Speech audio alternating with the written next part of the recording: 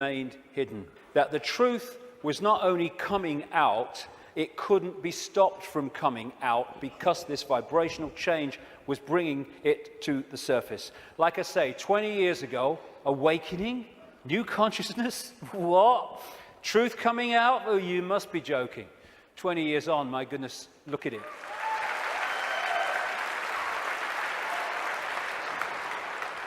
I'm fortunate to travel the world speaking, and I'm being invited to more and more countries you never think you're being invited to.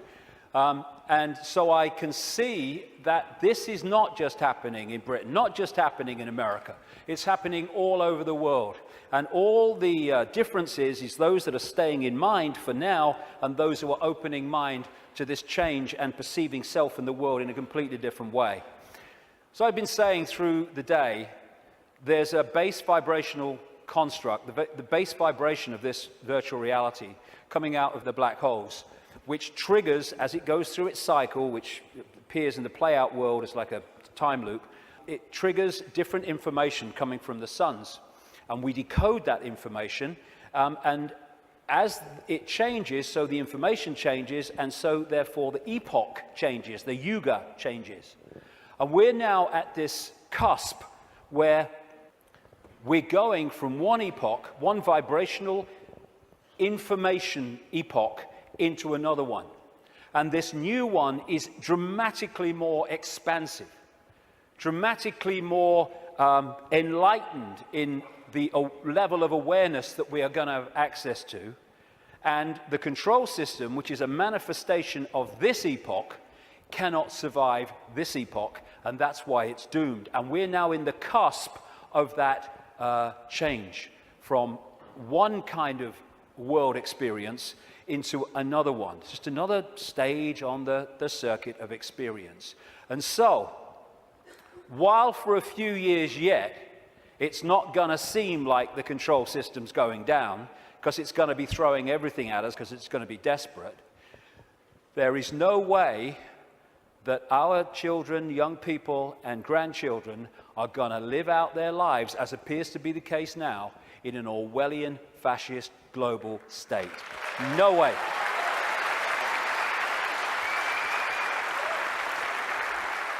This changing epoch, changing information, is starting to be activated within the Earth grid and, of course, within the human grid. This new information is starting, for those that open themselves to it, instead of stay closed in density, because if you stay in a dense state, then these higher vibration energies are not going to impact like you if you open yourself to them and connect with them. But those that are awakening, this new photon information, this more expanded perception, we're starting to integrate it, and we're starting to get insights from it, because it contains information that hasn't been around in this period we've been through. Now it is, and suddenly it's like, oh, I see it now, oh, I get it now. Why didn't I get it before? Because you're now decoding a totally different level of information that's becoming available, and it's encouraging us, it's pressing us, it's urging us to open to all that is and change the way we perceive the world. What certainly is true is some strange things are happening in the sun. The sun goes through cycles of less activity and more activity, the so-called sunspot cycle, which also produces the solar flares and all that business. And it's kind of quite a predictable cycle of some 11 years, and it goes into a down period, and then another one starts. But what's happening now is that the down period has been bewildering scientists, because the new period, the new sunspot cycle of activity, which will push temperatures up a bit, and these bloody global warmers will go orgasmic when it does, is not becoming active. There is no one, this is something I read in a scientific magazine, there is no one alive today, or nearly alive today, who has experienced a down state of sunspot activity of the kind that we've been through in the last few years. This is why temperatures have been falling. This one is the so-called near solar minimum in January 2005 of sunspot activity, and this was the sun yesterday in terms of sunspot activity.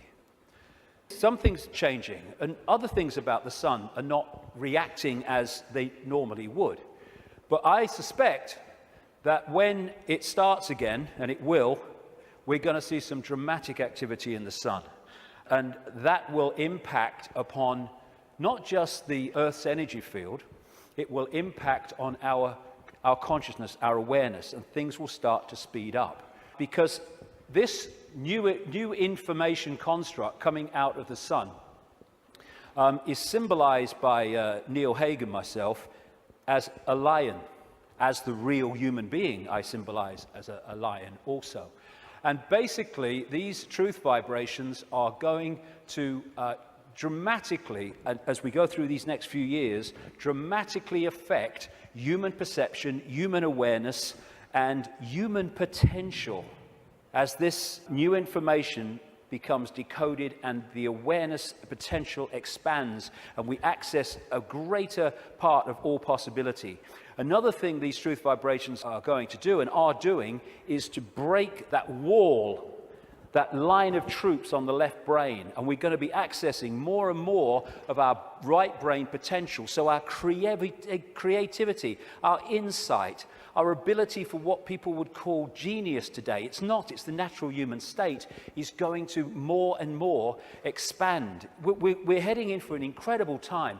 It might not seem like it like for a few years, like I say, because these people will be battening down the hatches and trying to do everything they can to stop it, but that is what awaits us. In many ways, I wish I wasn't 58. I wish I was like 28, because I'd like to live through a bit more of this. But I'll have had me fill by the time I'm done, which is bloody well not yet, I'll tell you. So when so as we are impacted by these truth vibrations, because we open ourselves to them, then we break out of these boxes. And these are the people who are not being touched by that yet. But my goodness me, I'm seeing people now change dramatically in no time. I was walking through where I was speaking in Santa Fe last year, and this guy walks past me. He'd flown in from Austin, Texas, and he said, 3 months ago, mate, I thought you were mad. Words to that effect. He said, now I get it. And he got it so quick, and we're going to see this happening.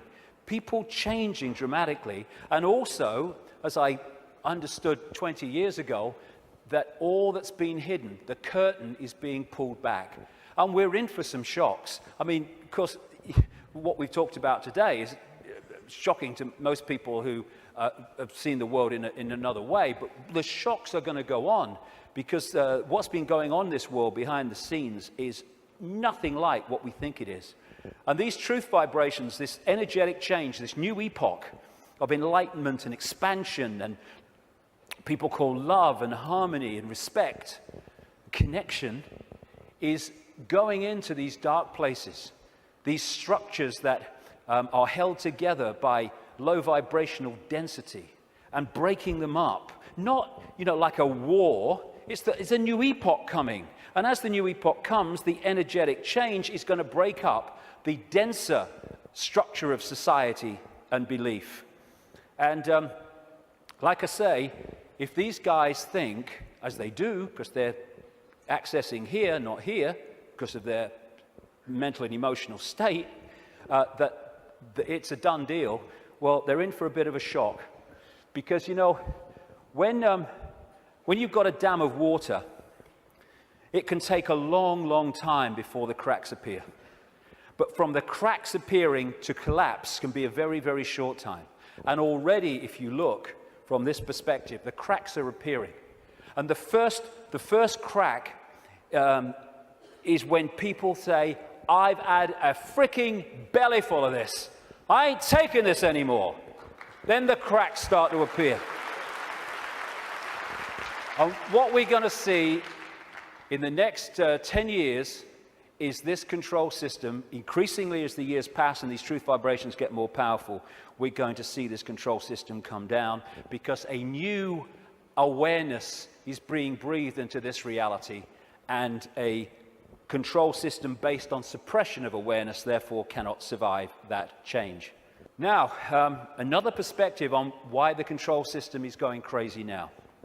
As I say, they can see down what we call a timeline further than we can when we're in this reality, because they're in another reality looking in. So they could see, they don't know the scale of it because they can't get out here where it's being orchestrated from, and they couldn't get here. But they can get a feeling, and they have had an awareness that this energetic change was coming and how it could potentially affect the slaves in terms of waking them up.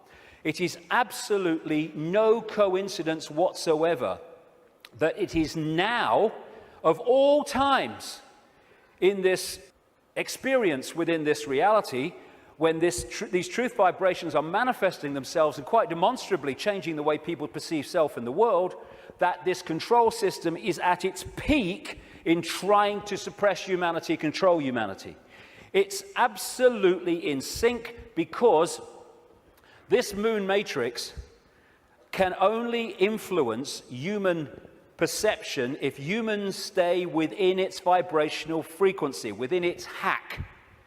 The truth vibrations are taking us out of that frequency range, and therefore it's losing its influence on awakening people by the day as we start to perceive and see and become aware of things that we weren't before when we were connected to the hack. And all these things, destabilizing us chemically through food and drink, rewiring the body genetically through genetically modified food, what they're doing to the kids, the drugs, mobile phones and all this microwave soup that we now live in, microchips especially, they're all designed to externally suppress or internally suppress, in terms of food, etc., the human body computer to stop it accessing these truth vibrations. It seems to be, on the face of it, that they're trying to grab more and more control. The truth is, it is a desperate, desperate attempt to hold on to the control they've had thus far. That's what it's about. It's battening down the hatches to stop the control system coming down. In part because it has many expressions, including creating earthquakes and dramatic extremes of weather. This technology known as HAARP in Alaska, and it's now got other organizations connected to it and technology connected to it increasingly around the world, it bounces radio waves off the ionosphere, the highest part of the atmosphere, and back to Earth. And what it is in major part is a underpinning, a supporting role to this moon matrix to create a low vibrational atmosphere in the lower atmosphere where we live in and operate in like this. Again, it's targeting this morphic field, as the Satanists call it, and some others do too, to keep it in a low vibrational state. It's fighting the truth vibrations. They know what they're doing, on one level anyway. And one of the other things that HAARP can do, and it's in the patents of the technology, it can send out radio waves carrying information, thoughts, on the wavelength of human brain waves, and it can impose those thoughts on the brain, which we then manifest through as our own thinking. That's also part of this, and it's also part of this defense mechanism against this epoch change.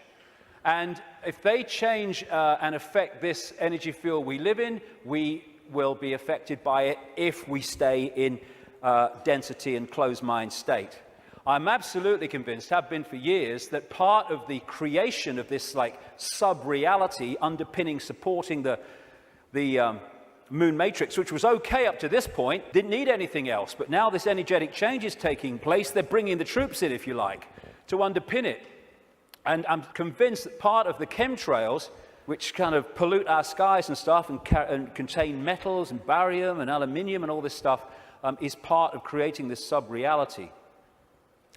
What the truth vibrations are doing is healing this schism.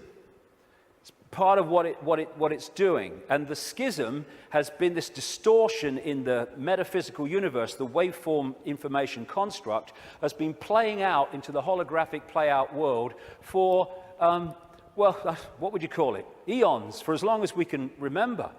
And it has manifested itself out as conflict and fractured personalities and all the rest of it. This is being healed all the time as these truth vibrations impact themselves and we move into this new epoch. And those that are tuning into it, it's healing these divisions. And when this changes, this must change. And the control system is a play-out, holographic expression of the schism. So when the schism heals, as it's going to, this distortion, its outward holographic expression, the control system, must fall. That's why it's doomed. It cannot survive this energetic change because it is a manifestation of the distortion that is now being healed. The pieces are being put back in that have been taken out. A totally new era is in the process of moving into human experience, and this control system, it's doomed, and all its expressions are doomed. Not doomed like, let's have a mass bloody murder, mass killing, all the rest of it. Doomed in this reality because they're connected to something that's disappearing. There'll still be infinite consciousness. Even those in the control system, they'll remember who they are eventually. It might take some time, and we'll be having a beer with them one day thinking, do you remember when you were stupid? Oh yeah, I remember that. Oh God, mate, yeah. Oh, that's what we'll be doing at some point. So this epoch change is moving from a sense of division, left brain, where it sees everything as apart from everything else, sees everything in terms of structure and apartness. We're moving from that perception as this energetic construct changes to a perception of what comes from expanded consciousness and awareness, which is we're all one. We're all expressions of the same one consciousness, which again makes racism ridiculous, ludicrous, insane, the height of ignorance. And as the schism, the distortion is healed, so other expressions of the distortion will become what we call history. The police state, the energetic wars, once we're really in to this expanded awareness, the very idea of going to war. We have laws because of the distortion, because of the epoch we've been going through. We don't need laws in the state of awareness that we're going into, and our children and grandchildren will go even more into. You don't need to say we have a law against murder when murdering someone would never even enter your psyche. You don't need environmental protection laws when harming the planet because the planet and you are one anyway would never occur to you. You don't need these things. Laws are there to suppress overwhelmingly, but also expressions of laws are to try to mitigate for the distortion that manifests itself in distorted behavior. The idea of anyone going hungry in a world of plenty in the epoch we're entering, never even conceive it. You mean they used to let people starve? That's this mentality that we're moving out of. And we're at the cusp now of this change, which is a very interesting place to be. We're going back to that. We're going back to being connected to what we really are. And of course, 2012 is much talked about and will be more talked about as we get closer to it. I have a different view on that. I should be saying, given I've been writing about these truth vibrations for 20 years, I should be saying, see, 2012 told you, yeah. No, I'm not saying that, actually. I think 2012 is a diversion. By 2012, yes, things will have moved on. Things will be changing. Amazing things will be taking place. There'll be big challenges, and there'll also be big, wonderful things starting to manifest by 2012 compared with now. But there'll be more so in 2013, more so in 2014, more so in 2015. This is an ongoing process as we move through the cusp out of one era, epoch, energetically, information, into another one. And so by the time it reaches where it's the natural state and the old epoch has gone altogether, it's going to be down the road. But every year, every month, things are going to be moving on energetically. And there'll be things in 2012, and maybe a very good chance that manufactured things will happen in 2012 to focus attention as part of the diversion of the control system. It's quite possible that will happen. But I don't see 2012 as some epoch-changing year. But there comes a point, and I don't think it's too far away at all, where the tipping point comes in this energetic change where the irresistible force, which is the truth vibrations, then start to become the dominating state of awareness and perception in this reality. And then we're really moving. And I don't see that as too far away. Like I say, it takes a long time for a dam to crack, but not from then to it collapsing. So we're actually living in like a river of energy that's getting faster and faster in terms of its vibration, the quickening. And what we can do is we can get on the airbed or the canoe and we can go, whoa, what a ride, this is great, that's fantastic. Or we can stand there and try to hold on to the world as it was, in which case we're going to be expending more and more energy trying to hold our status quo, and eventually we won't be able to hold it, and we'll get, symbolically anyway, washed away.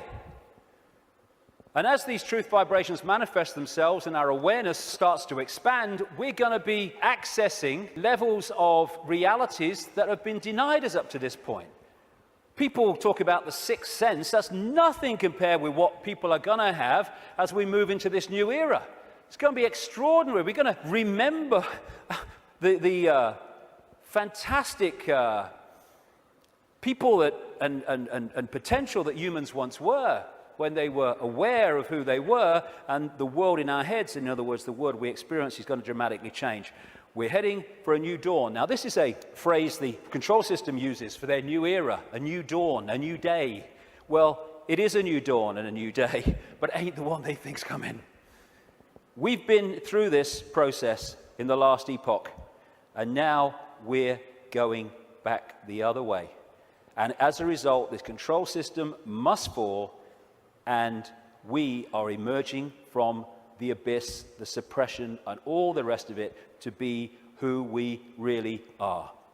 And that must change everything.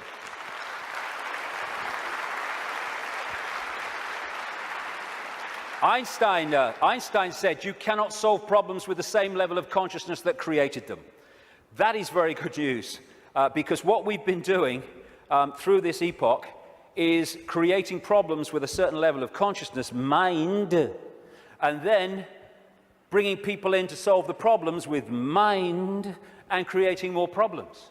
Now we're in this change where we're expanding consciousness, expanding awareness, and suddenly that cycle of problem and more problem, and it's unsolvable. There's no way out of this. Suddenly it's a piece of cake. Look, it's so simple. Fantastic time we're going into, but the next few years are going to be challenging. It's breaking the spell that the moon matrix and its supporting technologies and manipulations has had on the human mind. You know, we don't have to find enlightenment. We are enlightened. What we need to do is remove the barriers of belief and perception that we've thrown around ourselves that keep us from that enlightenment. That enlightenment's never gone away. It's over here. It's saying, I'm over here. I'm over here.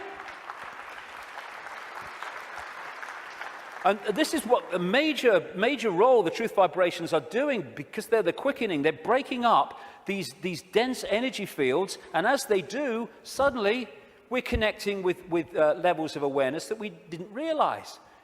We've been in a trance all this time, programming perception because of that. And it connects through the reptilian brain. So let's disconnect from the reptilian brain as part of breaking the spell. It feeds us fear. It has to, constantly. Fear this, fear that. Insecurity, anxiety. That's what it's doing to manipulate our perception and hold us in a low vibrational state, therefore the moon matrix. So one of the ways that we can, just on a daily basis, is disconnect from the lizard brain, and therefore what it's connecting us to is to, simple thing, don't count to 10, count to 50. And if you're still wound up and about to hit somebody, count another 50. Because what the reptilian brain does is it doesn't think, it reacts. That's why it's so fast. It doesn't have to think, just reacts. Now, the other parts of the brain, like the neocortex, they think things through, so it takes longer than the reptilian brain. This is why we react to something, reptilian brain, and then maybe a minute later, 2 minutes later, maybe half an hour later, the visual cortex has thought this through, and we go, oh my God, I overreacted, didn't I? Did I really say that? Oh my God. That's what, It's the reaction system, reaction. And if we can stop reacting, emotional reaction and all that stuff, because, you know, we're manipulated so much through the reptilian brain reaction system. It's not problem, think it through, do a bit of research, see what you think, discuss it a bit, solution. It's problem, reaction, solution. That whole process of mass manipulation is done through here. So when we're faced with a situation, and I'm talking to myself as much as anybody here, you know, I'm not cross-legged on a mountain saying, hey, here I am. No, I'm talking to myself as much as anyone else. When we're faced with these reaction systems, whether it's because of a world event, whether it's because something in our lives, if we can just go, okay, I don't like this.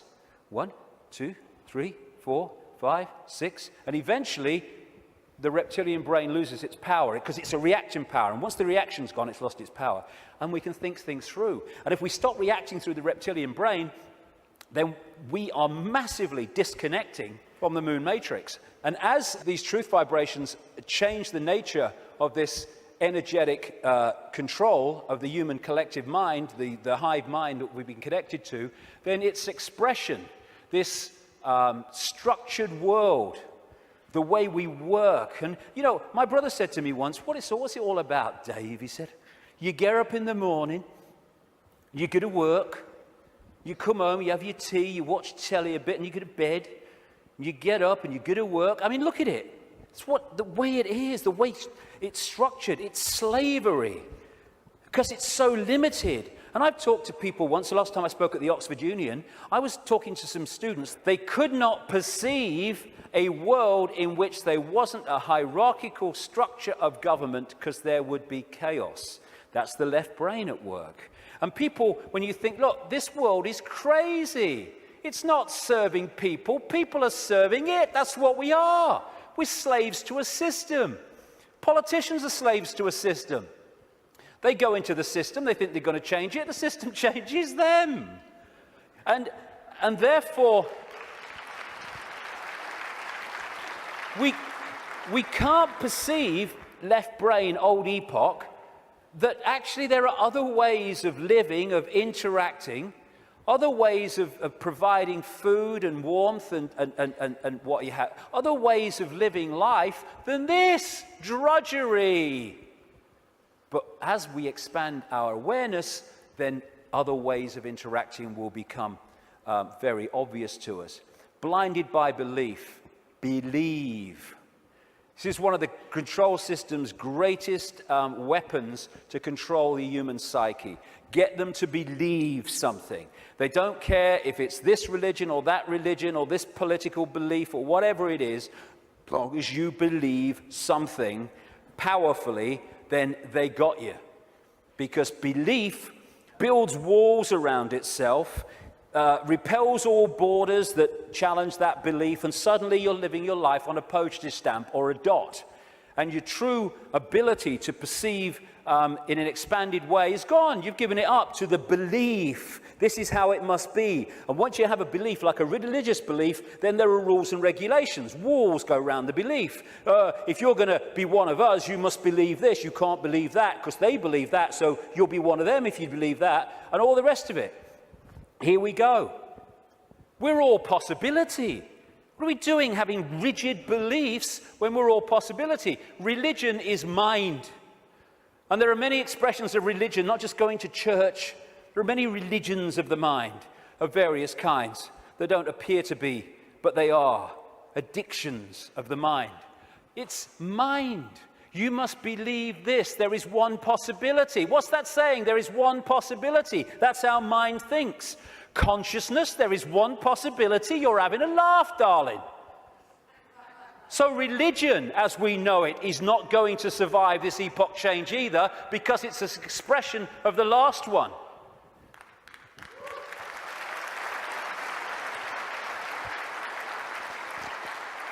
These are people in a hypnotist stage show who've been told that they are religious believers.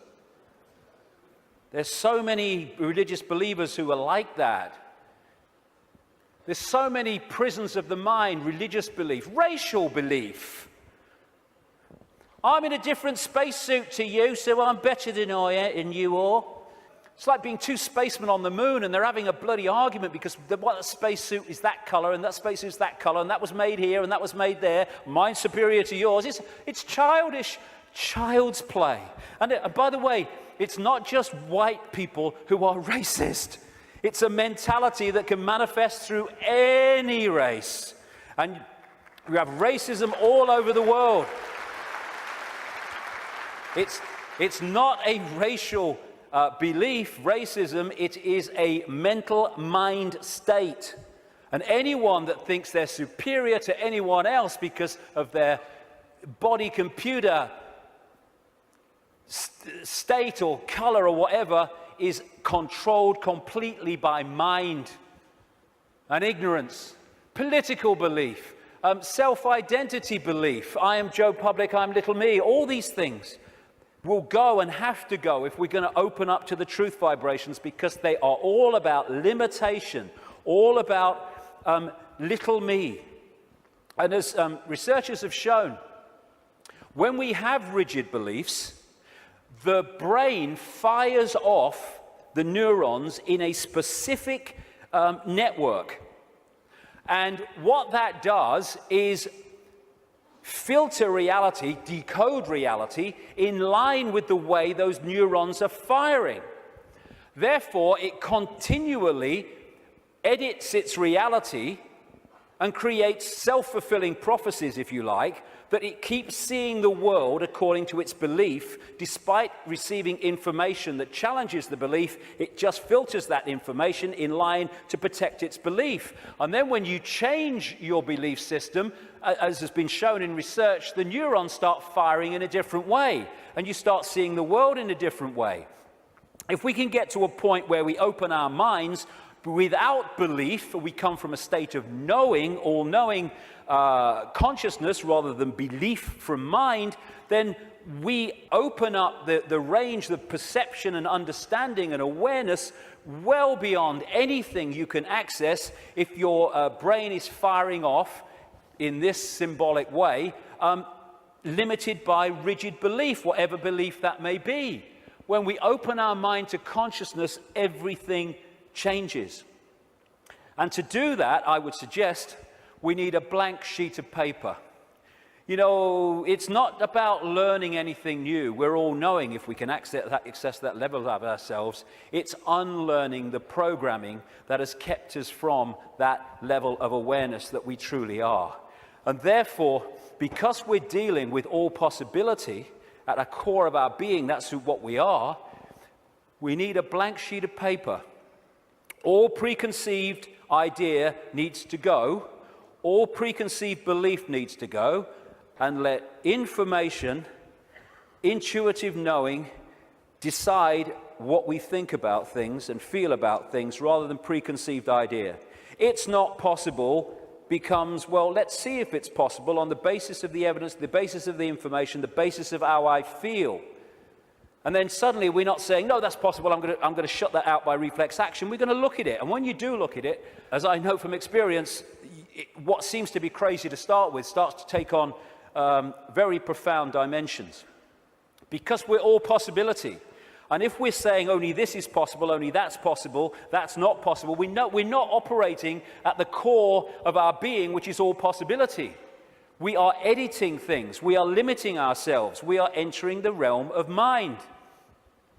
And it's a time to choose, in many ways, between the head, the intellect, not that he doesn't have the part to play, it does, it being the governor, and the heart, knowing, intuition. What changed my life more than anything else was 20 years ago when I decided that if I was ever had a decision between going with my intuitive knowing, which we feel here, funnily enough, in the kind of heart chakra area, and my mind, I was going to go with my head, I was going to go with my intuition. And it changed my life and has allowed me to follow this path, because I can tell you over the last 20 years, there have been many times in the early days, not for a long time, but in the early days, when my head was going, you're going to say what? You're going to do what? You must be joking. Not in my lifetime. But I thought, no, I feel to do it. I went with it. And as a result, you follow this, this energetic path through intuitive knowing that's been laid out. And what happens, because intuition, knowing, is coming from another level of awareness beyond five-sense reality, it means that to five-sense reality, general world, some of the things you do when you follow your intuition are seen as, I think I'm possibly an example of this, are seen as crazy and mad and lunatic and dangerous and all that stuff. And what happens then when you do that and you get that reaction is that the head kicks in, the mind, which wants to protect its preeminence that it's had up to this point, puts its arms together and says, see what happens when you don't listen to me, see the trouble you've got into? And it's like, yeah, okay, and you come back into mind. But if you stick with it, and you take what comes as a result of expressing your uniqueness and expressing your intuitive knowing, then eventually things happen, good things, great things sometimes, that happen not despite what you did and the reaction you got, but because of it. And then the mind, the intellect, looks at this and says, well, hold on a second. It might get you into trouble, but eventually it works out. And what happens then is your head and your heart, your knowing, your intuition come together. And the war stops. We become whole again, where mind serves consciousness instead of serving itself. And it's years and years, I say this honestly, since my intuition and my head have had a problem. It's an incredible feeling, because it's like, when you start out, it's like, I feel to do this. You're not doing that. No. And then after a while, when this sync takes place, it's like, I feel to do this. And the head goes, okay. And it's a totally different way of interacting with the world. The war stops. And this is open to all of ours. But the first thing is what it is. It's to face the situation we're in, and then we can do something about it. First thing, to realize that up to this point, we have been slaves thinking we were free. And so the first stage is to acknowledge that, and when we do, we can do something about it because we're accepting what the situation is. The second thing is to choose freedom over slavery and be prepared to do what is necessary to achieve that freedom over slavery. And when we do that and we mean it, there is a shift in our energy field. As that shift takes place, what I call magnetic attraction, it's the energy field is of the human body is an expression vibrationally of our state of being, mentally, emotionally, what we might call spiritually. And therefore, our state goes out as a vibrational field, and it draws in other vibrational fields that sync with it. We call these people, places, locations, ways of life, jobs, opportunities, or lack of them. So when this shift takes place, because we've said my intent, very powerful intent, is that I want freedom, and I want to end my life. I'm not going to be a slave anymore. I'll do what is necessary to understand who am I, where am I. Suddenly this energy field shift takes place, and we start drawing in new people, places, locations, opportunities, etc., that are syncing with the new vibrational state as opposed to the old one. And at this point, and I experienced this big time in the public eye, we experience this shift as our lives falling apart. Partnerships may end. We may lose our job. We may change location. We may, like me, undergo massive ridicule. But what if we understand what's happening? The old energy field, the old you, the old intent, the old awareness was pulling in the old life. And then when it shifts, it's pulling in a very different expression of the new vibrational self. And that transitional period, when the shift takes place, the old life falls apart. But if you want to change your life, then the old life has to fall apart unless it serves the new one. So when we choose freedom, the transformation can be challenging. It's easier now because more and more people are going through it and we're beginning to understand the process. I felt like this so many times. I went to the top of a hill in the south of England, the west of England, one day because I didn't want to upset anybody. I went to the top of this hill in the middle of nowhere and I screamed my frustration out. I know what this image means, and so many other people do. But it was the old life breaking down so the new one can take over. It's time to know thyself. Not thyself that we've been told we are, but thyself which we really are.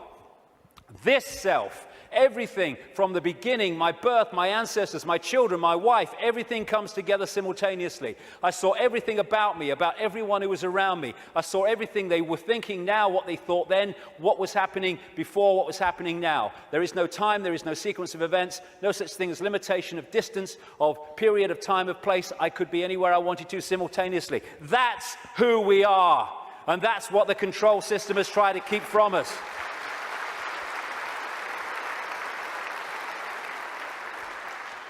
Now, the way to go most powerfully with this change is to stop identifying who we are with what we are told we are, little me. To stop looking in the mirror and thinking that reflection is me, it's all I am. And looking at ourselves under the microscope, that's who I am. And bringing our point of observation from I am David Icke, a personality born in Leicester, England in 1952, to I am infinite consciousness, all that is, has been, and ever will be, can be, all possibility. Infinite love, having an experience through this lens into this reality that they call David Icke. And again, once we take this observation from that observation, there is a fantastic shift in our energy field. And we break up these densities that are holding us in mental and emotional servitude. Everything starts to change when we move our sense of self-identity. That's why the control system wants us in there. It can't cope with this. We have to be in there. Little me. And this is the fork in the road. Are we going to live our lives as consciousness or mind? As all there is or little me? Because that will decide the kind of world we're going to live in. Escaping the box, and it is a box, it's a vibrational box. Getting out of this thing called cognitive dissonance, where we lie to ourselves. Cognitive dissonance is, for people who haven't come across it, it's a very powerful controlling mechanism whereby we have a belief about self or the world or a situation, and we're sticking with it. And when we face information or experience which challenges the belief, then cognitive dissonance is that uneasy state when you see that your belief system is under threat from this information or this experience. If this is real, then this belief can't be. And what you do then is you go about these incredible stories we tell to ourselves to convince ourselves that this can't be true, to protect the belief system. Cognitive dissonance could be a good thing if that dissonance leads you to look at your belief in the light of this experience or this new information, and then move the belief in the light of that. Then cognitive dissonance is a good thing. What most people do is try to hold the belief system in the face of this. And there's no greater example than the Skeptics Society. You ever come across them, the Skeptics Society? Bloody hell, they are cognitive dissonance.com, they are. I tell you, I've debated with some of them on television programs and stuff, and one of them, his bum kept bouncing on the seat. He had what they call vitus dance, is it? My mother used to call it, where you can't stop moving, because he was in such cognitive dissonance, because the information he was hearing was so at odds with his belief system, he was kind of going crazy.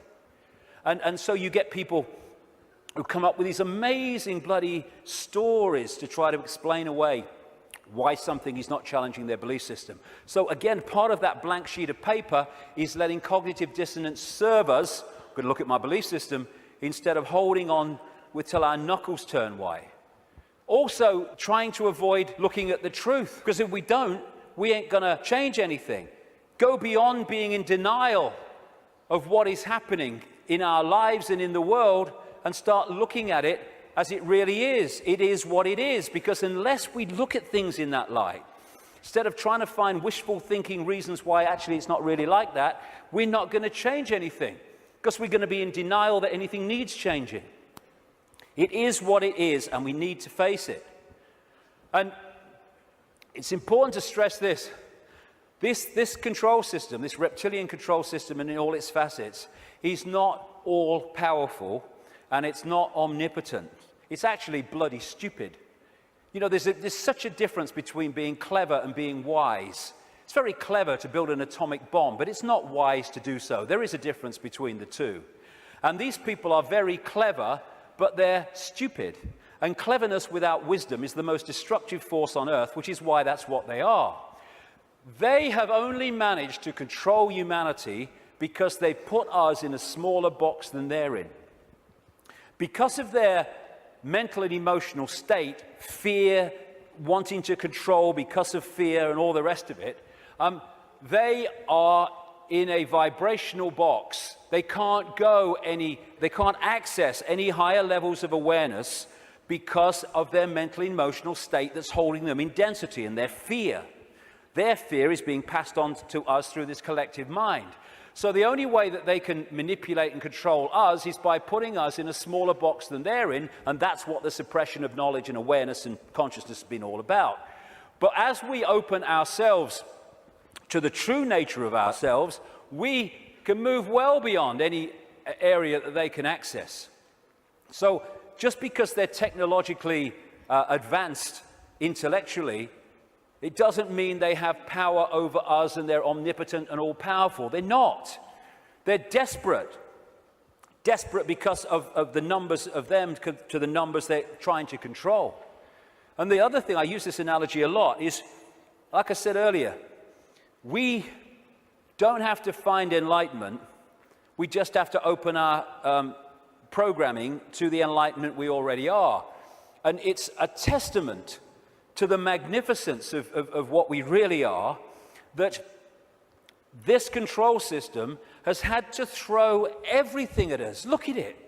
All these facets, the food additives, the electromagnetic pollution, the programming through the media, the suppression of education, the suppression of science, all this stuff, they have to throw at us to keep us in servitude. It's like, I use this analogy, if you want to put a ball floating on a tank in an unnatural state, which is where we've been, you have to push it down and you have to hold it there. Because its natural state is floating on the surface, you have to hold it there, because the moment you let it go, zoom, it's gone into its natural state.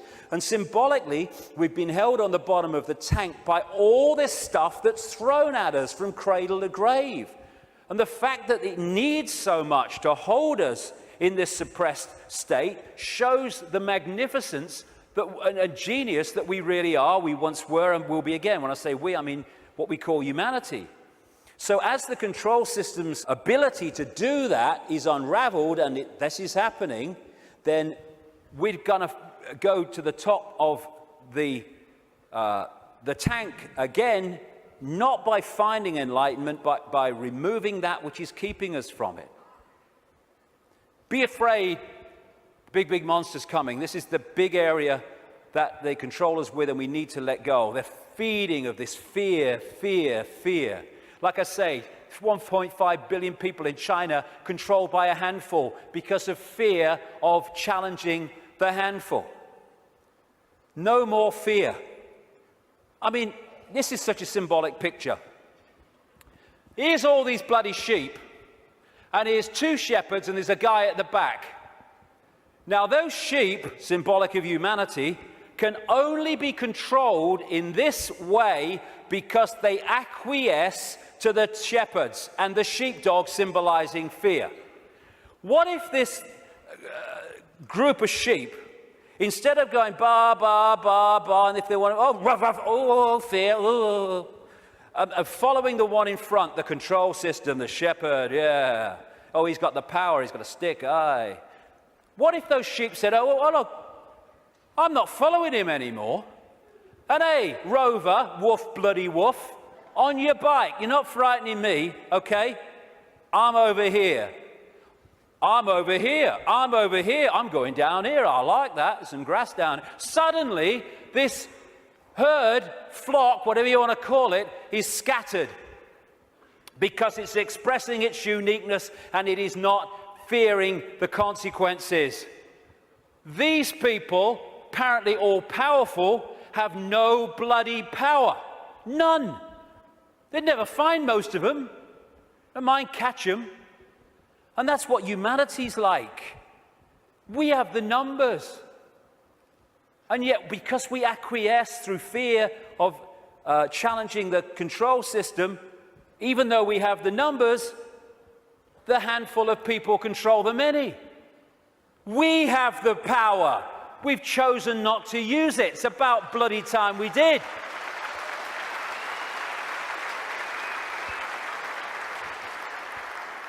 God, the answers are there in front of our eyes. The definition of insanity is doing the same thing over and over again and expecting different results, Albert Einstein. Absolutely it is. So it's pretty certain that if things are going to change in terms of control and suppression and all this stuff, then we've got to stop doing the same thing over and over again, and that is acquiescing to the control system. We're all possibility. What are we doing, thinking that we just do the same thing over and over again? That's one possibility. Let's express our uniqueness and respect each other's right to express our uniqueness. We're all possibility. Actually, one possibility is swimming against the tide. Let's try it. And let's respect each other's right to do that. We should be celebrating diversity.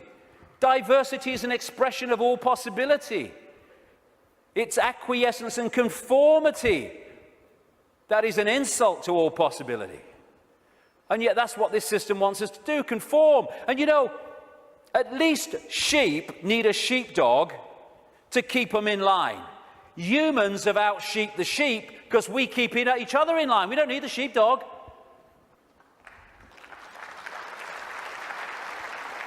We have sheepdogs called parents and teachers and politicians and peer pressure. When we're thinking of expressing our uniqueness, we're not thinking, oh, what will George Bush think or what will Barack Obama think? No. We're thinking, what will my mother think? What will my father think? What will the neighbours think? What will my mates think? What will the people at work think? In other words, what will other people who have chosen to live in this sheep pen think of me getting out of it? It's like sitting in a cell and you find a way out through the door, and instead of another prison warder coming along to stop you getting out, the other prisoners jump on you. That's what we do. If we are going to be what we really can be, and we're going to respect our right to be different, we have to respect others' right to be different as well. Because when we respect other people's right to be different and express their uniqueness, then we're setting them free and we're helping to set society free. We are policing each other all the time through ridicule, through condemnation. We need to start being at peace with other people having different views and expressing different lifestyles than we do, even if we don't like it.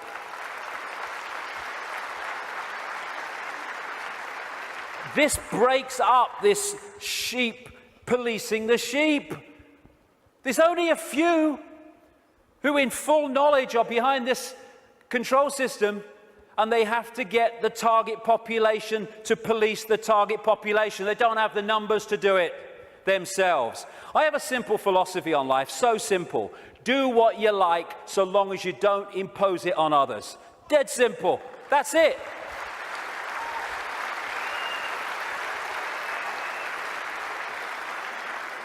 And I've heard people say to me, that would be anarchy. What about people murdering each other? Well, I think that murder could just about constitute imposing your will on another person.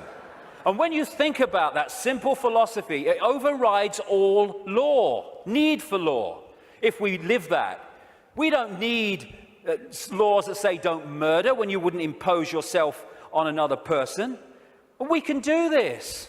You know, if Henry Kissinger wants to sacrifice George Bush, be my guest as long as you're both agreed. Because when you leave the body, you'll feel right prats and you might learn something in your eternity. I get interested when they want to impose things on other people that don't want those things imposed upon them. That's what the control system's trying to do. That's why I'm interested. But express ourselves as long as we're all agreed. And we don't impose it on other people. We have this either or. Someone wants kind of a rave or something, and some people don't want to be affected by all the noise and disruption. And so we say, they can have it, they can't have it. It's either or. Any society that was conscious would say, okay, we can sort this out, okay?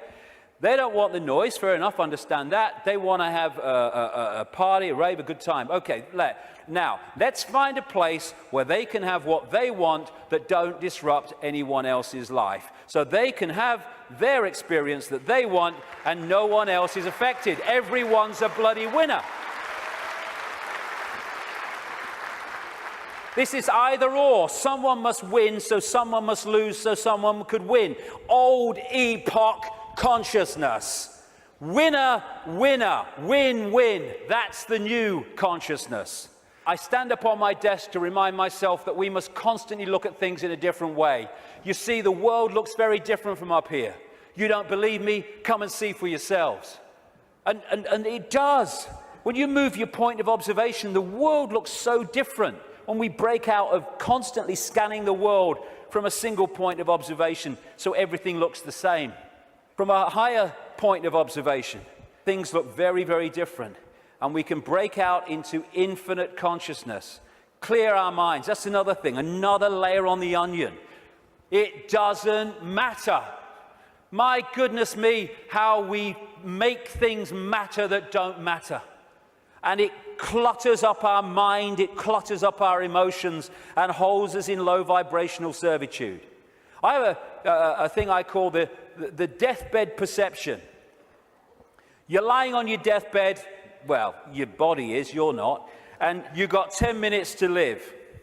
Tell me, looking back at your life, what mattered. You know, in 2004, when that guy cut you up at the lights, and you got out your car and you screamed abuse, and he got out and wanted a fight, does that matter now? No. Then the trick is to make sure it doesn't matter then. To bring that mentality into everyday life. It doesn't matter. We get het up, angry, frustrated. We worry about things. People worry about going to the dentist. Then they go to the dentist and they go, oh, that was all right. What do you mean it was all right? You've been worried sick for 3 weeks. It's destroyed your life for 3 weeks. You tell me it's all right. It was no problem. It's bringing this. It does. What really matters? What really matters is loving each other, caring for each other, being kind to each other. What matters is expressing our true magnitude of infinite genius, not acquiescing to meaningless things that we take so bloody seriously. How many things do we look back that got us really het up, frustrated and angry, and we look back, it didn't really matter, did it? Well, don't let it matter then. That's the thing. And then there's what I've long called combing the mirror. Combing the mirror is a crazy thing, because what happens is you want to change your hair, so you comb the mirror. Funnily enough, your hair doesn't change. What you have to do is comb your hair, and then the mirror reflects it. And this so-called out there world is like the mirror. It's not even out there. It's a projection of in here. If we're going to change this apparently out there world, we have to change in here.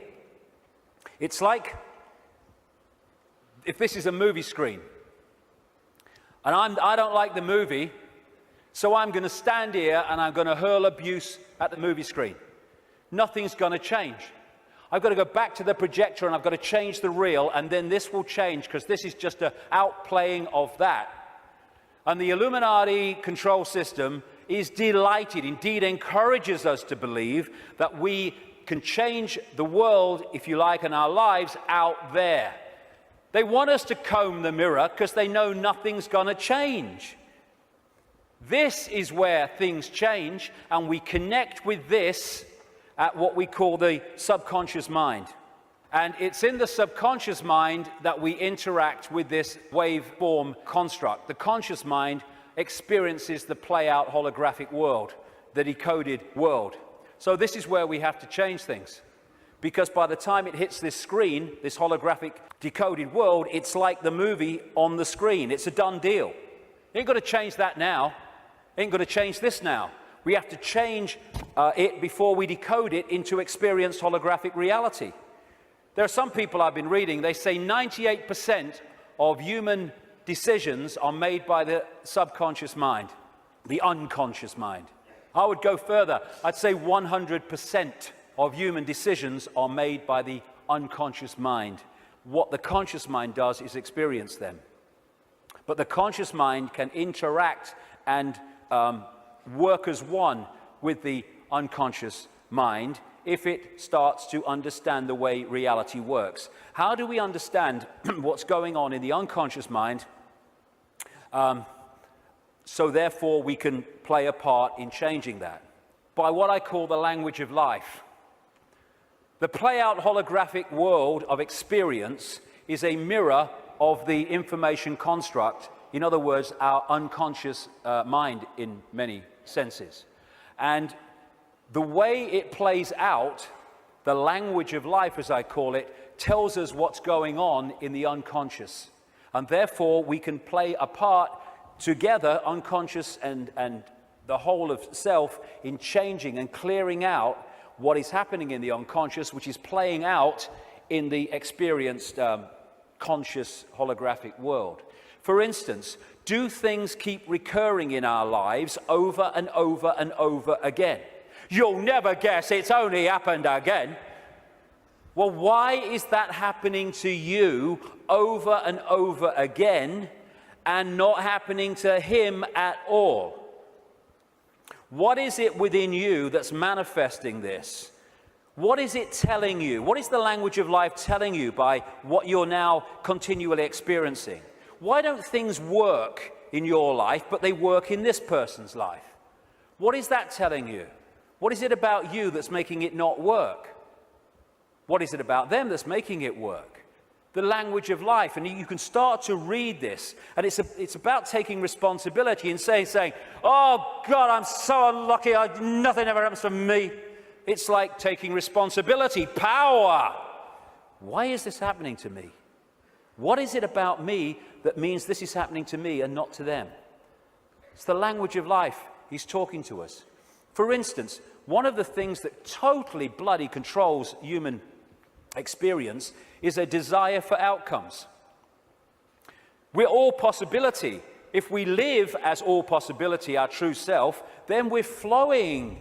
We're flowing with life. We haven't got an outcome because we're all possibility. We flow where we want to go and we flow where life takes us.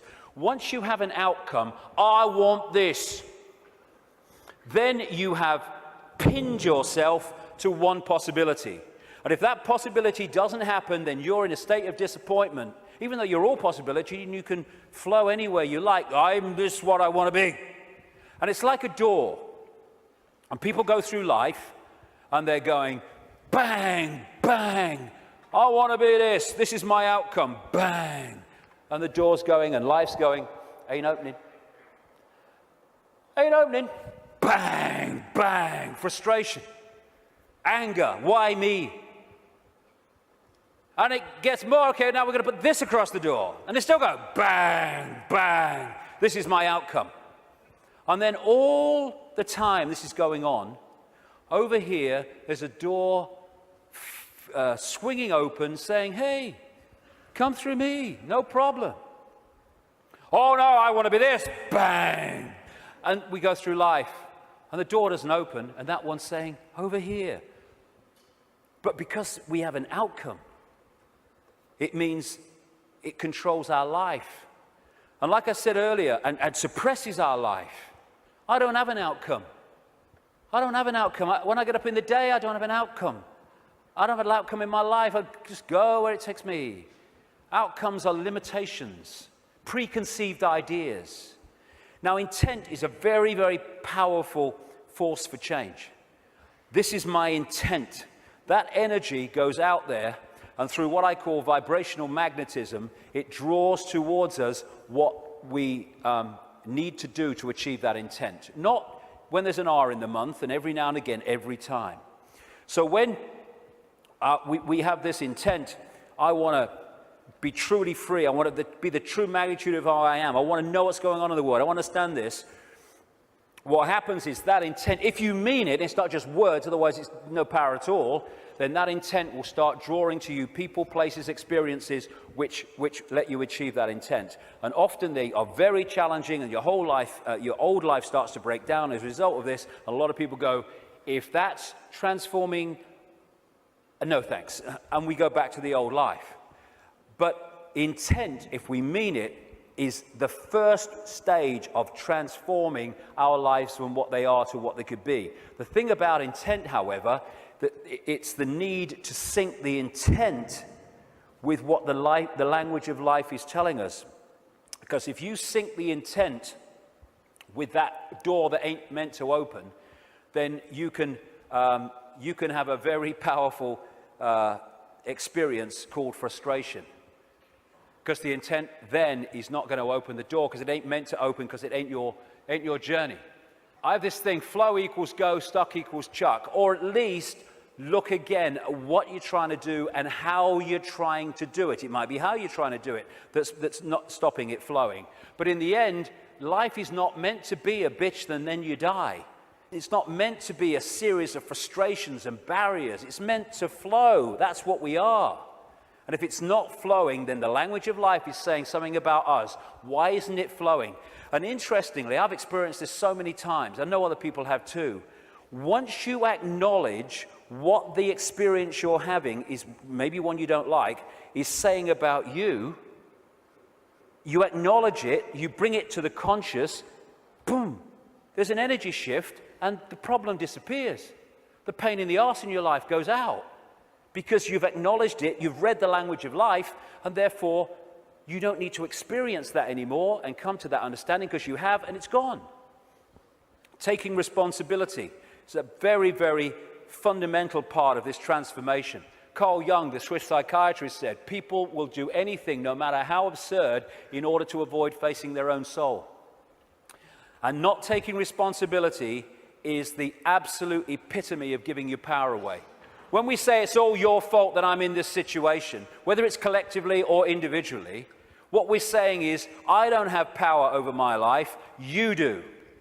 Taking responsibility is taking your power back and saying, okay, I'm taking responsibility for this because I have the power to change it. They're not responsible for it, they're just the language of life speaking to me about my responsibility. Therefore, I'm not going to play the blame game. This is my responsibility and I'm going to deal with it. And when we do that, we take our power back and we can change things instead of going through life as a victim of other people's circumstance, which means we're powerless. That's little me. And we ask ourselves, why me? Why am I going through this experience? Well, through the process of vibrational attraction, vibrational magnetism, an expression of us is going out, and an expression of us comes back in the form of people, experiences, locations, jobs, everything. So therefore, what we're putting out is what we're pulling in. Why me? Because we're creating it. Bad luck, good luck, no such thing. Why do some people win? Some people lose. Because some people pull that in, some people pull that in. You get people who they say, you meet them and they say, nothing ever happens in my life. And you say, well, what would you like to happen? And they go, well, I don't know really. Well, I don't know really goes out as a vibrational information field, and what comes back is a life where nothing happens. Why? Because you don't know really. So we're not victims. We think we're victims, and the control system wants us to believe we're victims, because then we will do nothing to change the fact that we're not expressing the power that we have. Why me? Ask yourself, because it's your choice. It's your choice and my choice in the sense of there's not some guy with an AK-47 on some other dimension saying to our consciousness, get in that body or I shoot. And in the same way, once we get in here, we attract what we attract. And when we take responsibility for that, we can stop attracting it. Why me? It's like the Oracle said in the Matrix. You've already made the choice. Now you have to understand it. You didn't come here to make the choice. You've already made it. You're here to try to understand why you made it. And as the message from the psychic 20 years ago said, arduous seeking is not necessary. The path is already mapped out. You only have to follow the clues. We are guiding you along a set path. If we get caught in mind and the limitations of mind, then we can not go along that path. Because mind is telling us, oh, no, you don't do that in this world because you have to do this and you conform and all the rest of it. The difference is that when we make the choice of the path we want to journey on in this reality, in what we call a life, we're doing it from this perspective of perception. When we're trying to understand why we made it, we're doing it from this level of perception. So this sees it on one level, and this is going, I'd agreed to this, you must be having a laugh. Never. Well, this is seeing it in a different light. And it's the same collectively. Why us? Why are we here at this time now as this cusp of change is going on? Same thing. You've already made the choice, now you have to understand it. You didn't come here to make the choice, you already made it. Now you have to try to understand why we made it. Instead of complaining at the situation we're in, and again, this made the choice, this is trying to understand it. Once you break out of this into this, you then start to understand it, because you see what we're experiencing from a totally different perspective. For instance, this sees, in the journey down the symbolic river, this sees the next turn on the river, no further. This sees the whole river from source to sea. So this is seeing an experience in the moment that this is having in a completely different way to how this is seeing it. For instance, you're going down the river on a canoe, it springs a leak. You paddle across to the bank and you sit there and you're angry and you're frustrated. Why me? Why am I so unlucky? And then some guy comes across and says, hey mate, you were so bloody lucky. There's a bloody waterfall around that next turn.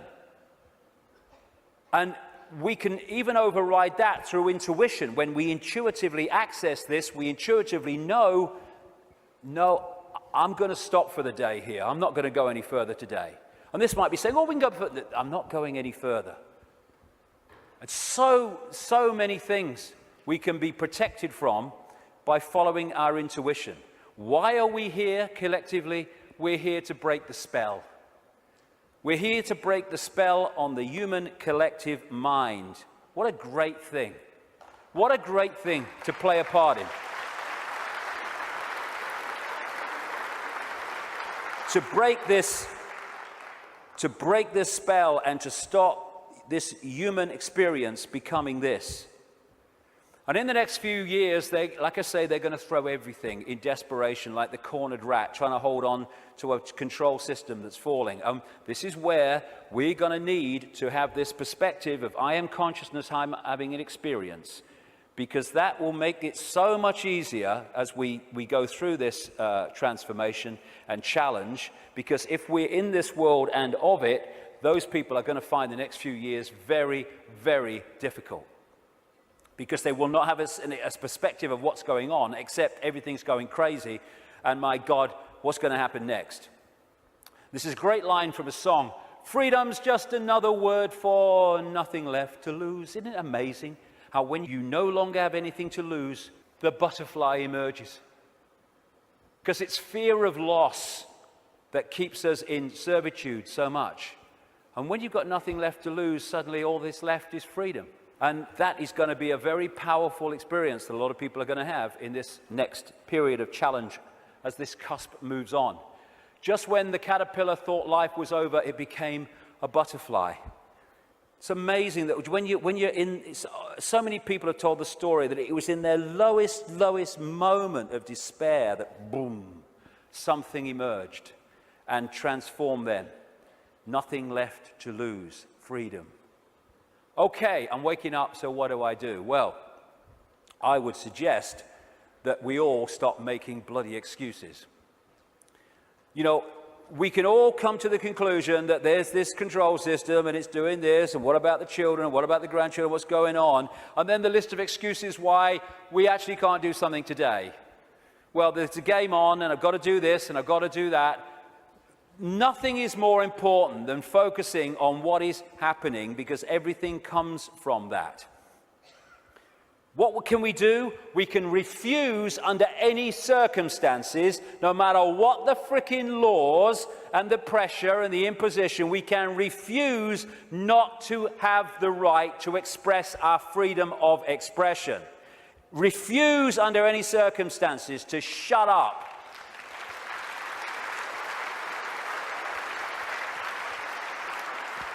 If vast numbers of people did that, this is the key to it all, what are they going to do? They don't have the numbers.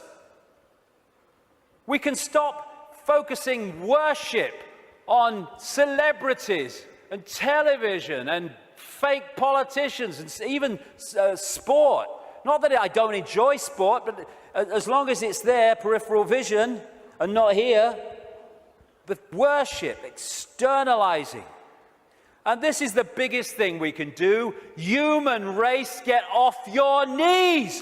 What are we doing down there?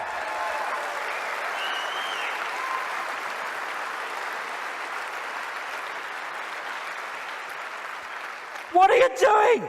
You're all that is, has been, and ever can be. Where have you bloody knees for? Well, I'm only little me. No. If we get off our knees, the control system's over. Martin Luther King said, a man can't ride your back unless it's bent. And then there's the people in dark suits and uniforms. Hey, you got children and grandchildren and families as well. What are you doing serving a control system that wishes to impose a fascist state on your families?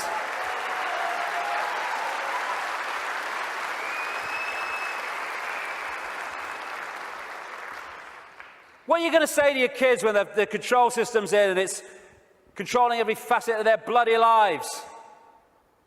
Daddy, Mummy, Granddad, Grandma, what were you doing when the control system came in? I was helping to do it, dear. All the best with that conversation.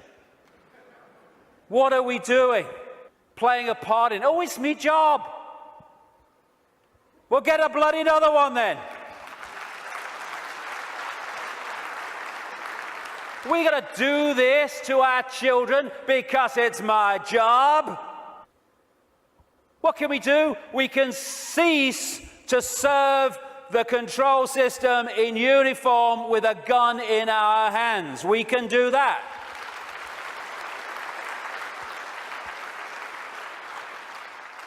Soldiers are not there serving their country, serving their people. They're there serving the cabal that's seeking to enslave their people and their families. As Einstein said, the pioneers of a warless world are the youth that refuse military service. And more are equal to that, the adults beyond military service who support those that refuse to serve this control system in uniform. Oh no, you've got to serve your country. You serve your bloody country. I ain't doing it. Just like those wonderful Israeli young people. Know thyself. When you know thyself, when you know you are consciousness, the consciousness is going to get a machine gun and start shooting at aspects of itself. Mind does that. Mind fights. Consciousness doesn't even contemplate it. And that doesn't include just people in uniform. It means fighting for freedom. What's all that about? Let's fight for freedom. Let's have a riot in Athens and let's kill 3 people from the banking system. Hey, the world's a better place now. What you fight, you become. We don't want to fight this system. We need to cease to cooperate with it. This is a meeting of mind. One mind on a horse, one mind with something in its hand trying to do damage. Oh, they're 2 sides. They're one mind without consciousness. Freedom fighters, contradiction in terms. Cognitive dissonance. As Martin Luther King said, the limitation of riots, moral questions aside, is that they cannot win and their participants know it. Hence, rioting is not revolutionary but reactionary because it invites defeat. It involves an emotional catharsis, but it must be followed by a sense of futility. They want people to riot. It justifies more control. Nor do we need to meet this challenge with hate. That's playing away in the stadium we're trying to rid the world of. We don't need to hate these people. We just need to stop cooperating with them.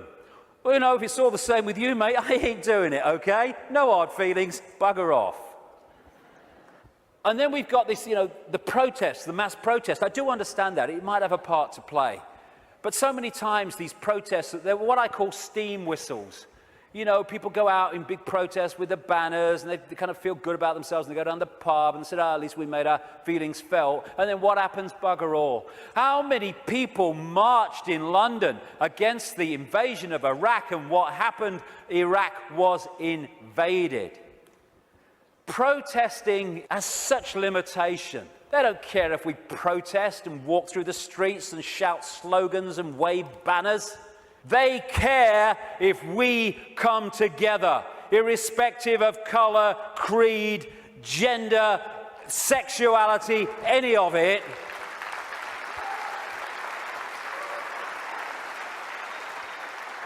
Put our differences aside and unite behind what affects us all and all our families.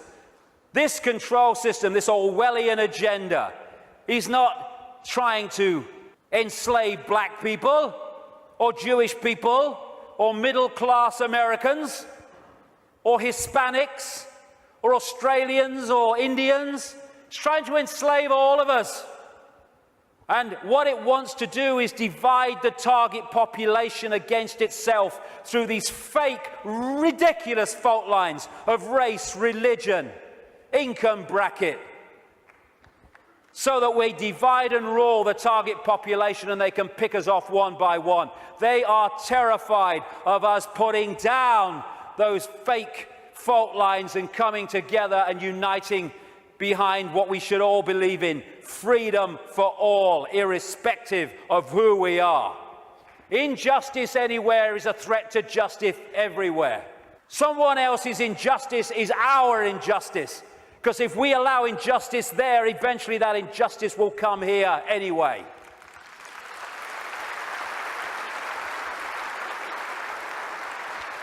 In the end, we will remember not the words of our enemies, but the silence of our friends. Silence is consent. Can you hear us now? Silence is consent. Because while we're silent on these impositions, the impositions just keep going on and on and on. By our silence, we are acquiescing, even agreeing to them being imposed. The end of silence, the end of acquiescence.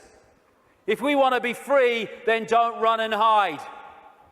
Because you can put your head in the sand and ignorance is bliss, but only for a while. You can put your head in the sand because there's a tornado coming. But the tornado's still coming, your bum's in the air. If you lift it out the sand, take responsibility and face it, you can take avoiding action. Ignorance is bliss with a head in the sand, and then, bang, your ass is spinning up in the clouds. Strength does not come from physical capacity, it comes from an indomitable will. Mahatma Gandhi. Isn't it amazing how true that is? How you can see soldiers in uniform involved in truly extraordinary levels of physical courage and what we call heroism. And yet those same people are terrified of saying boo to another guy in uniform who's got more stripes on his arm than he has. Isn't it amazing? Where physical strength can come so easily and moral strength not. That's to do with the moon matrix and the way that our perception is manipulated. Turkish proverb, a lion sleeps in the heart of every brave man, every brave woman, and it's not really bravery. When you let go of fear, you don't need bravery, you don't need courage. Courage is overcoming fear. When you let go of fear, because I'm all that is, has been, and ever will be, what's the worst that can happen to me? I leave this physical body of limitation and I become all that is, has been, and ever will be in full awareness that that is what I am. My God, I'm terrified that that might happen. I don't know how I'm going to cope with the terror of thinking that might happen. Know thyself. Again, recurring theme, know thyself. We are consciousness. What is there to fear? Death? There is no death. Just putting the telescope down. We can meet this with fear. Oh my God, the police state! Or we can treat it with the emotion it deserves. Eh?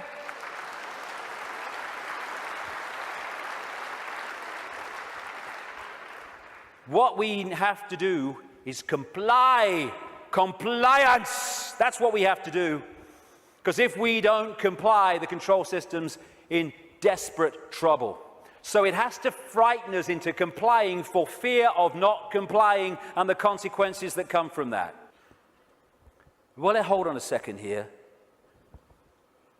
There's something about this that ain't right. When we look at this structure, we look there for the power. But why is that there? Because these silly sods are holding it up there. This is the power. They have to persuade them that they have the power, so they don't take the power to bring that crashing down. Fear of bringing it down through fear of not complying.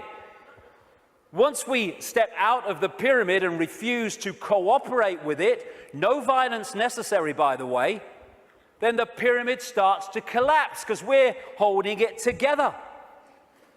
It's a house of cards. That's all it is. Oh, it's the control system. It's a house of cards. Simple thing. People are being fined ridiculous amounts of money for putting their wheelie bins out on the wrong day or too many inches from the bloody curb. And people go, I don't know, what's the world coming to? It's the big brother state, innit? And then what you going to do? What time's that game show on, honey? Terrible bloody thing, I don't know. What? What's that going to do? Don't tell me that's Big Brother. It's little me that's causing that, not Big Brother.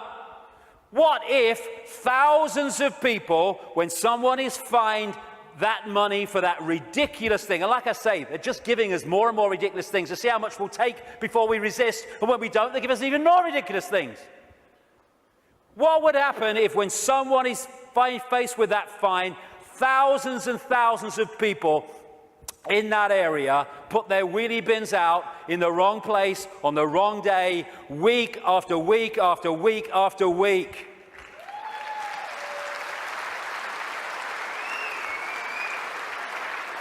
The system couldn't cope. We have the numbers. And I see this, your vote is your voice, be heard. Bollocks it is. How can the vote be your voice when the people you're given the choice of voting for that have any chance of forming a government are standing on the same postage stamp of political policy and perception?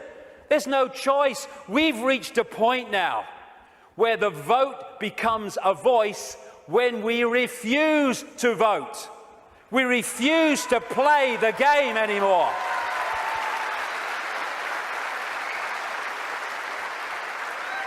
What would have happened at this recent election, this farce, if tens of millions of people had said, we've had a bellyful, we're not voting, it only encourages them? We are not voting because we're going to make a statement that we know this system is rigged and we're having it no more. What would have happened in these days that have passed since that election? The whole focus of the media and everything would have been, bloody hell, what's going on? Why this mass refusal not to vote? Now we've got a debate going. Now we're looking at why people haven't voted because the system is rigged. Now the system has to bloody start to change because it's lost its credibility. But instead, the majority trotted along to vote because they said, well, if you don't vote for them, they might get in. It doesn't matter. They're masks on the same face. So what if they get in? Same thing will bloody happen. Comply. No. No, no. Not if it's enslaving me and my children and imposing on my freedom. Comply, leave your home now it's foreclosed.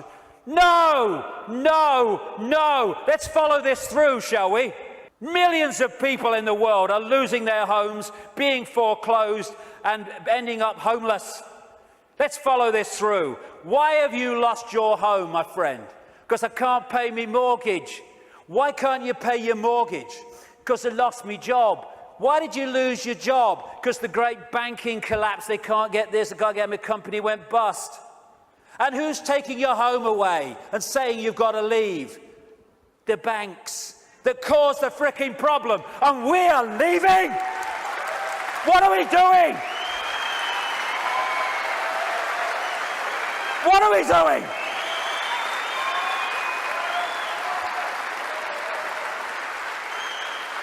No, we won't leave when the banks have caused the problem and now they're telling us to leave to take the assets.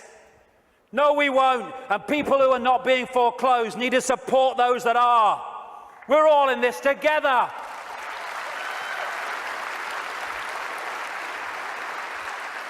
Compulsory vaccinations. No, no, no.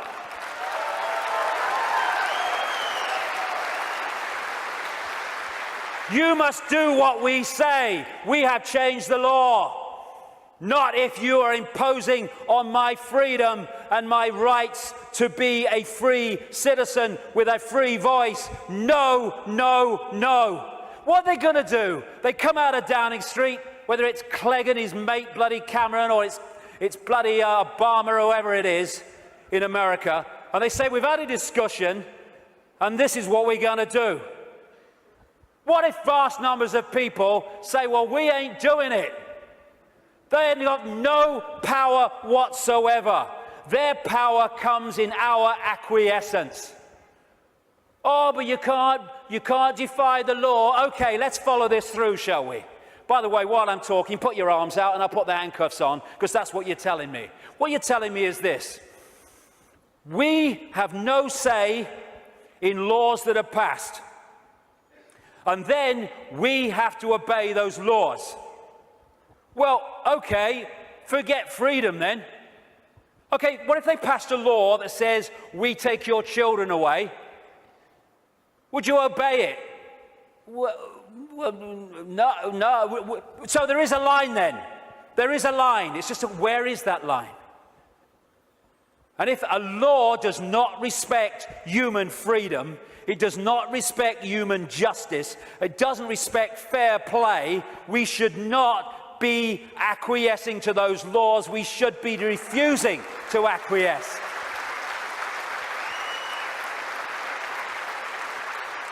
What we need is not compliance, we need a non-comply dance, where we beat to a different drum and we dance to a different drum, where we refuse to acquiesce to this control system that seeks to enslave us even more than it already has. Non-comply dance. Do this, comply. No. No. But we need to do it en masse. Oh, we do it with a smile on our face. We're consciousness, all that has been, ever will be. Why shouldn't we have a smile on our face? And smile and feel for these people who are enclosed in mind trying to enslave us.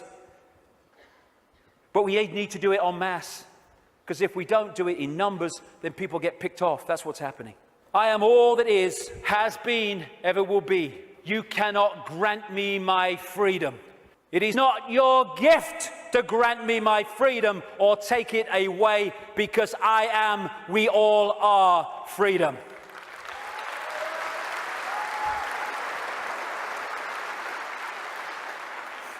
Put another way,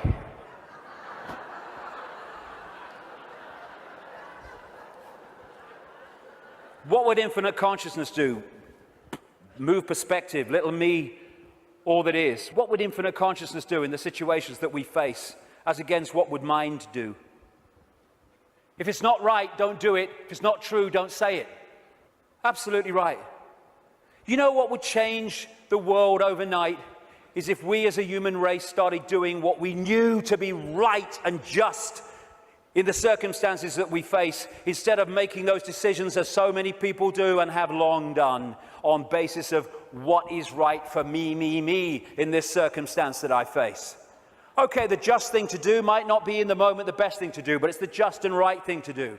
And if we started doing what we knew to be right when we're faced with these decisions, as opposed to what we perceive is right for us in the moment, although doing what is right for us in the eternity, then everything would change. If we want a world of peace, then be peaceful. It sounds trite, it sounds simple, but it's devastatingly profound. That's what we need to be with each other. You know, we have people going on anti-war marches who are hurling abuse at each other in their relationships and stuff like that. If we war with each other, then the collective version of that is warring collectively. If we want peace, let's be peaceful. If we want a world of kindness, then let's be kind. And it must come, for goodness sake. It must. If we're all kind to each other, we live in a kind world. Martin Luther King said, cowardice asks the question, is it safe? Expediency asks the question, is it politic? Vanity asks the question, is it popular? But conscience asks the question, is it right? There comes a time when one must take a position that is neither safe nor politic nor popular, but one must take it because it is right. And when enough of us take that stance, everything changes. The revolution is not a revolution of weapons, it's not a revolution of fighting, it's not a revolution of hatred, it's a revolution of perception, because everything changes. I am a lion then. I'm not the lamb I kept seeing in the mirror and the world kept telling me I was. And then that expresses itself out into the true nature of who we are. And miracles become possible. We're going into the epoch of what we perceive as miracles. It's just a greater understanding of the way everything works. And the system must fail when that happens. We're being offered, the truth vibrations are offering us in this time, the chance to open the key to our minds, the key to our hearts, which have long been closed by so many people. The key to the freedom on a level that we cannot comprehend, because until we expand our consciousness, we cannot be aware of the true nature of what freedom is. It's not even what we perceive in this world. Enough of this suppression, enough of this slavery, enough of this enslavement of the few by the many. As the poet Shelley said, rise like lions after slumber in unvanquishable number. Shake your chains to